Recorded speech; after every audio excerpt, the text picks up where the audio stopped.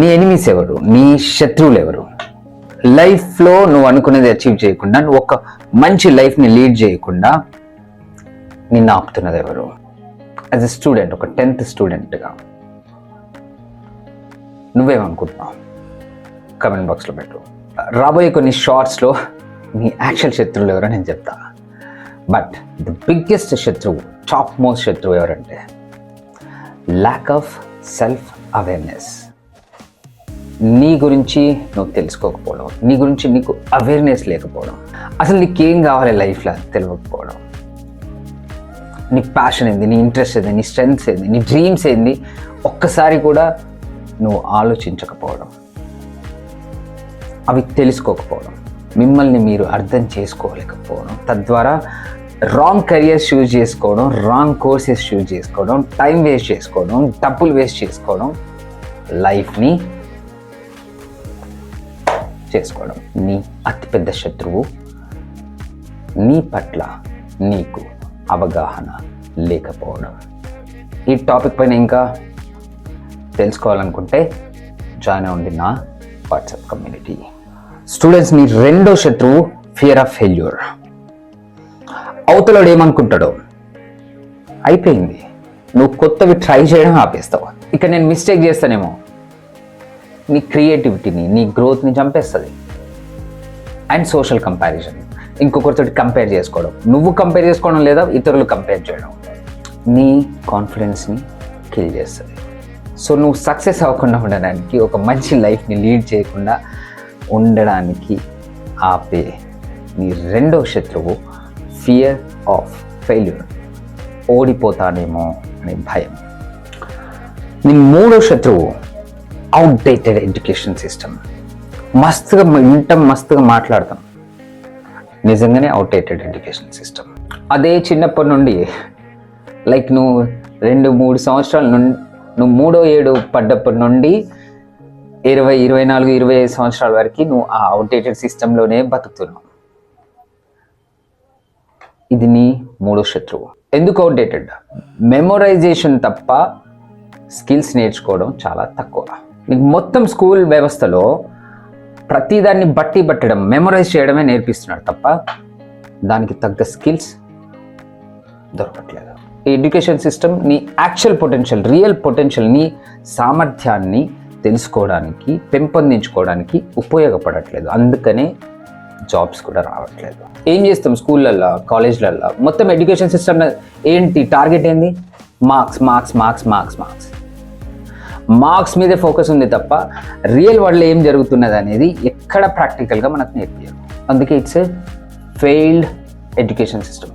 90% students వాళ్ళ లైఫ్లో fail అవ్వడానికి కారణభూతమైన ఎడ్యుకేషన్ సిస్టమ్ మీ థర్డ్ బిగ్గెస్ట్ ఎనిమీ.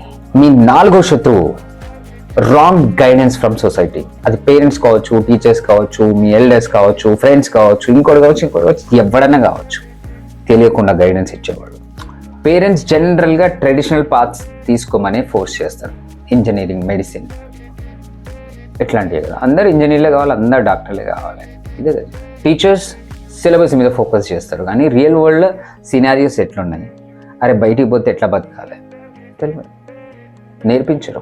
ఏ టీచర్ కూడా 10th తర్వాత ఇది కూడా ఇట్లా ఉంటుంది లైఫ్, ఇది కూడా ఇట్లా ఉంటాయి కోర్సెస్, ఇవి ఉన్నాయి ఎడ్యుకేషన్ సిస్టంలో, ఈ ఆపర్చునిటీస్ ఉన్నాయి, ఈ కెరియర్ పాత్స్ ఉన్నాయి, ఎంతమంది టీచర్స్ చెప్తారు? వాళ్ళు కూడా అదే 8th స్టాండర్డ్ ఉండే IITకి ప్రిపేర్గా, నీట్కి ప్రిపేర్గా, కానీ దాంట్లో ఉన్న నారో సెలెక్షన్ ప్రాసెస్ నో చెప్పరు. సొసైటీ మొత్తం సేఫ్ కెరియర్ పాత్ వైపే నిన్ను గైడ్ చేస్తుంది, నిన్ను పంపిస్తుంది. అరే వాడు ఇంజనీర్ అయిపోయినరా, నువ్వు కూడా అయిపో, వాడు అమెరికా పోయినరా, నువ్వు కూడా పో. కానీ వరల్డ్ ఎంత ఫాస్ట్గా చేంజ్ అవుతుంది. ఆ రియల్ లైఫ్ సినారియోస్ గురించి అవగాహన ఉండదు. ఫస్ట్ ఆఫ్ ఆల్ తెలుసుకోవాలనే ఆలోచన ఉండదు. సేఫ్ సైడ్ పో, అన్ని గొర్రెలు ఎట్టిపోతే నువ్వు కూడా అట్టే పో. స్టూడెంట్స్, మీ ఐదో శత్రువు డిస్ట్రాక్షన్స్. మస్తు ఇష్టం మనకు మొబైల్లో ఆడుకోవడం, మొబైల్లో రీల్స్ చూడడం, మొబైల్లో షార్ట్స్ చూడడం, మస్తు టైం పాస్ అయిపోతుంది. దిమాగ్ని ఫుల్ ఎంగేజ్ చేసి పెడుతుంది. మొబైల్స్, సోషల్ మీడియా, గేమింగ్, ఇక గేమ్లో మునిగిపోతే అయితే ఎగ్జామ్ ఉన్నా సరే పట్టించుకోం మనం. ఎక్సెస్గా స్క్రోల్ చేయడం, ఎక్సెస్గా గేమ్లు ఆడటం, ఎక్సెస్గా ఎంటర్టైన్ అవ్వడం నీ ఫోకస్ని దెబ్బతీస్తుంది. ఏం చేస్తున్నావు నువ్వు?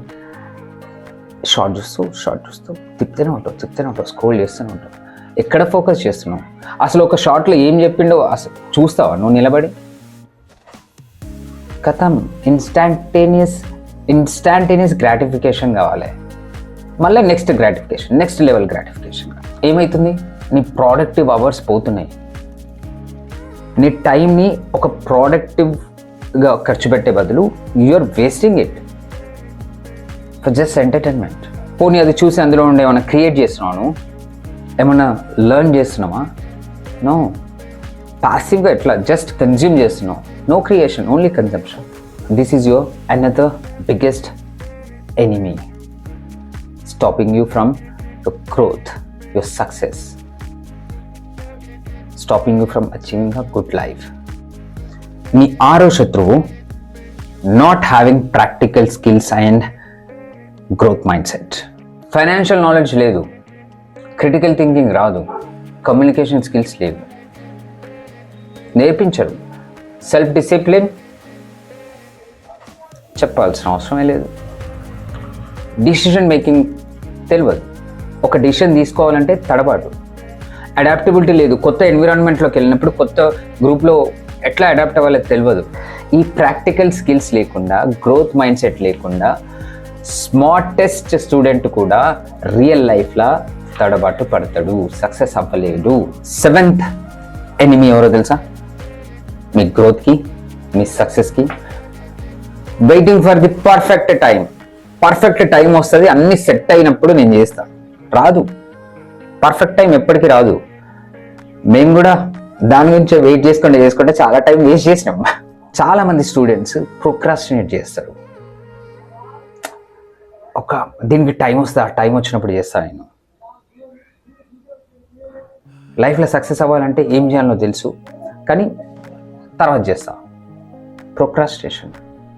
చిన్న చిన్న స్టెప్స్, చిన్న చిన్న యాక్షన్స్ టువర్డ్స్ గ్రోత్ తీసుకోవడానికి స్టార్ట్ చేయరు, ఆగుతారు. ఒక టైం వస్తుంది, ఆ టైం అన్నీ సెట్ అయినప్పుడు చేస్తారు. కుదరదు, రాదు టైం. గ్రోత్ అనేది ఆల్ ఆఫ్ ఎ సడన్ అవ్వదు, స్మాల్ స్టెప్స్ తీసుకుంటూ వెళ్ళాలి. ప్రోక్రాస్టినేట్ చేసుకుంటూ పోతే ఈ పర్ఫెక్ట్ టైం కోసం వెయిట్ చేయడం అనేది తప్పు అని తెలుసుకునే లోపు ఆల్రెడీ లేట్ అయిపోతుంది. మీ లైఫ్లో చాలా టైం కన్జ్యూమ్ అయిపోతుంది. So wake up.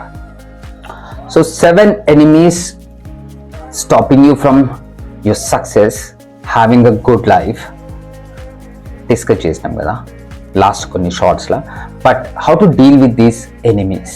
ఎట్లా డీల్ చేయాలి వీళ్ళతోటి? ఈ ఎనిమీస్ తోటి ఎట్లా డీల్ చేయాలి?